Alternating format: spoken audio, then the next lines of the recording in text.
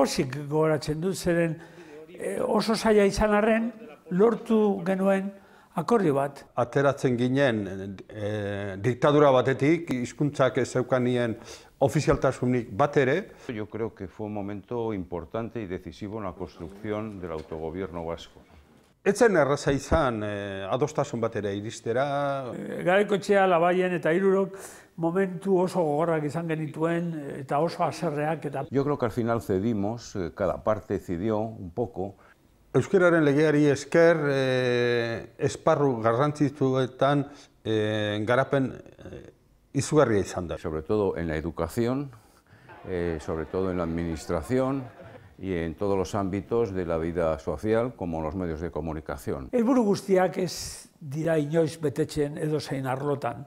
Falta bota dut Osakidetzan, polizian eta administrazio zeinbaitetan.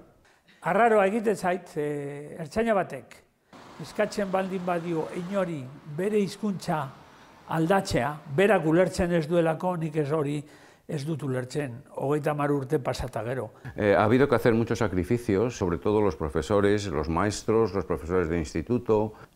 Molestiak izan daitezkela, noski, baina ez dira injustiziak, lehen izaten diren bezala, euskara erabiltzerik ez zegoenean. Legeak eskaintzen digu bidea nahiko zabala da uste dut. Hala eta guztiz ere legebiltzar berriak badu eginkizunik, falta diren esparruak eta aldaketa puntualak adosteko.